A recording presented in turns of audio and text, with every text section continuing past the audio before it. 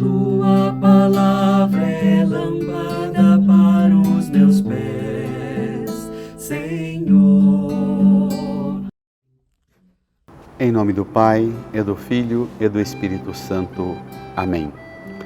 Bem-vinda, bem-vindo, irmãos, a este nosso encontro com a palavra, lâmpada para os nossos pés. Neste 10º domingo do tempo comum, o Evangelho de Marcos, capítulo 3, versículo 20 a 35. Acompanhemos. Naquele tempo, Jesus voltou para casa com os seus discípulos e, de novo, se reuniu tanta gente que eles nem sequer podiam comer. Quando souberam disso, os parentes de Jesus saíram para agarrá-lo, porque diziam que estava fora de si.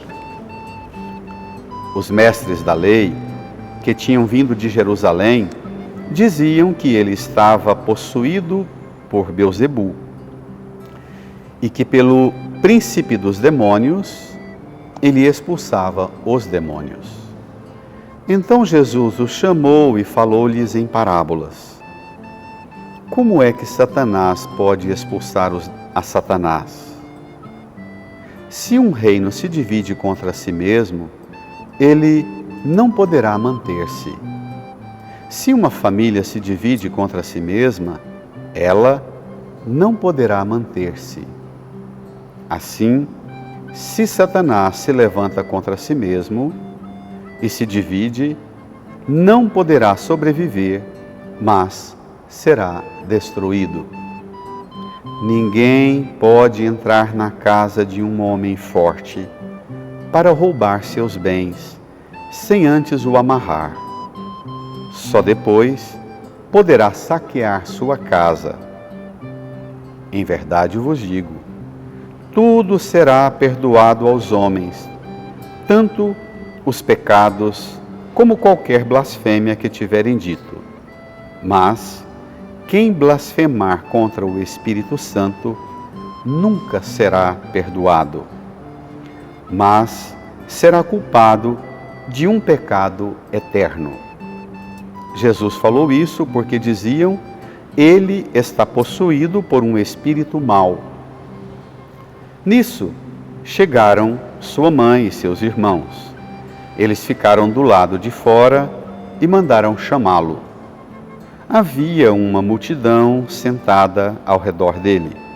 Então lhe disseram: tua mãe e teus irmãos estão lá fora à tua procura.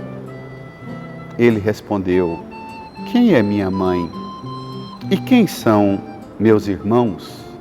E, olhando para os que estavam sentados ao seu redor, disse: aqui estão minha mãe e meus irmãos. Quem faz a vontade de Deus, esse é meu irmão, minha irmã e minha mãe. Amém. Queridas irmãs e irmãos, todos nós desejamos ser e pertencer à família de Jesus. Quem não quer? Quem não deseja profundamente fazer parte da família de Jesus? Mas ele tem um comportamento que está causando um furor também em sua família. No relato que ouvimos, Jesus voltou para sua casa com seus discípulos.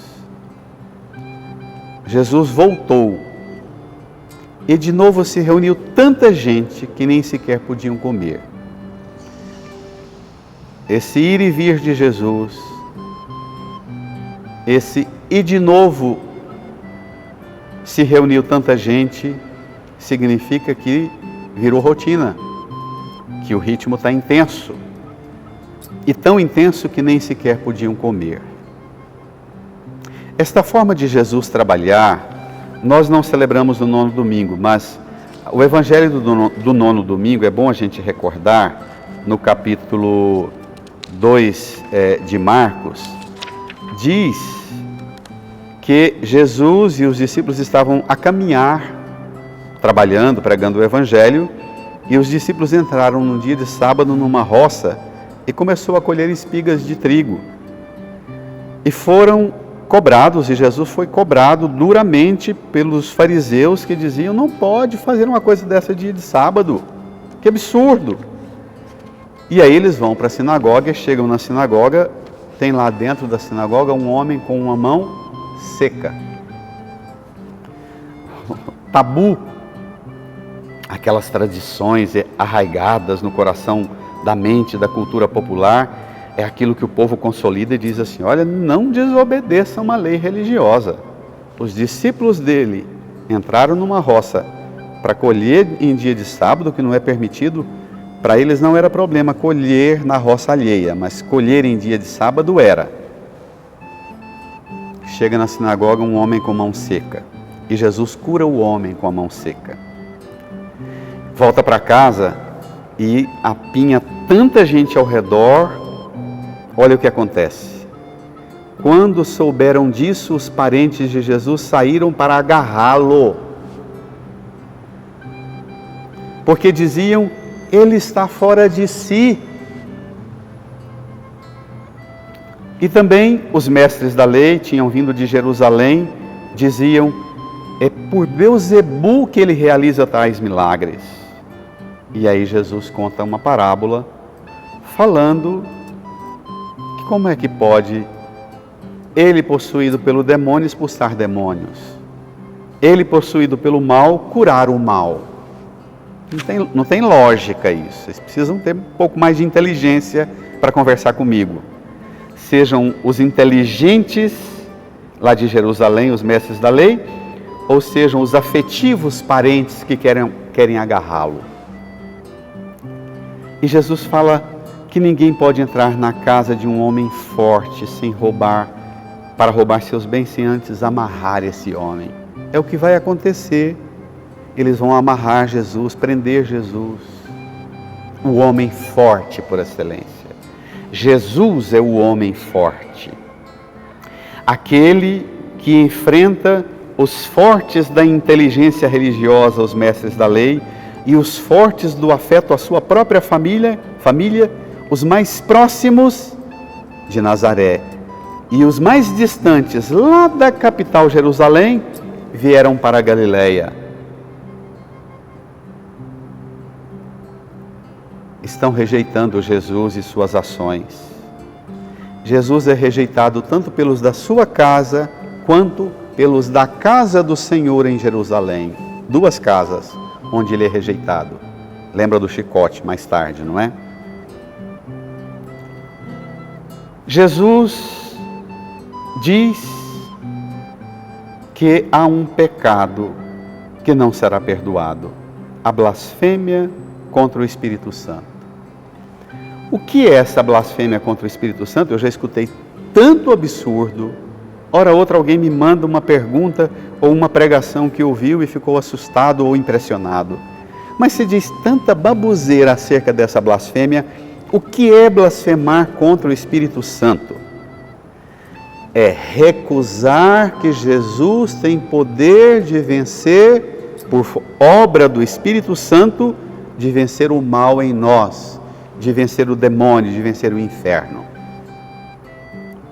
A blasfêmia contra o Espírito Santo é negar a autoridade de Jesus e negar que a autoridade dele é a autoridade vinda do Pai, que por obra do Espírito do Pai, do Espírito de Deus, ele realiza o reino de Deus que chegou.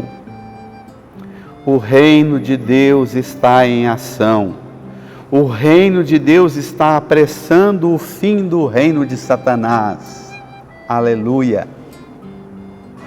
O reino de Deus já está em ação. O reino de Deus está apressando o fim do reino de Satanás. Jesus é o homem forte. É o mais forte que desmantela as forças invasivas e até invisíveis de Satanás, e das potências de Satanás. Essas forças que se manifestam lá na casa dele, com a incompreensão da sua família que pensam, ele está fora de si. Essas forças que se manifestam em homens da religião, os mestres da lei, que dizem, é pelo espírito de Beelzebul que ele realiza tais coisas. Mas ele está na casa, dando esse ensino em parábola, e de repente interrompem a fala, o ensino de Jesus e diz assim, psh, psh, mestre, sua família está lá fora, sua mãe e seus irmãos, a mesma família que no começo do Evangelho, os parentes que queriam agarrá-lo porque pensavam que ele estava fora de si, agora querem o privilégio de que ele passe na frente de todo mundo, porque havia tanta gente ao redor que não tinha nem como entrar e sair. Jesus fala, não vou passar na frente essa turma para vir chegar perto de mim, não. Ninguém vai ter privilégio de chegar mais perto de mim só porque é minha mãe, meu irmão. O critério para ficar perto de mim é só um. O critério para ficar perto de mim é fazer a vontade de Deus. Quem faz a vontade de Deus é meu irmão, minha irmã e minha mãe. Irmãs e irmãos, para fazer a vontade de Deus, às vezes, eu pensava nesses dias, que a gente precisa ficar meio fora de si. Sua família acha você meio fora de si de vez em quando, por causa de Jesus? Você tem ficado de vez em quando, hora ou outra, fora de si por causa de Jesus? Fique, experimente ficar. Experimente fazer a vontade de Deus até que sua família seja sacudida pela vontade de Deus que você faz. Mas faça tremer e abalar Jerusalém. Hoje, ao invés de abalar Jerusalém, a gente faz montar bancada evangélica em Brasília.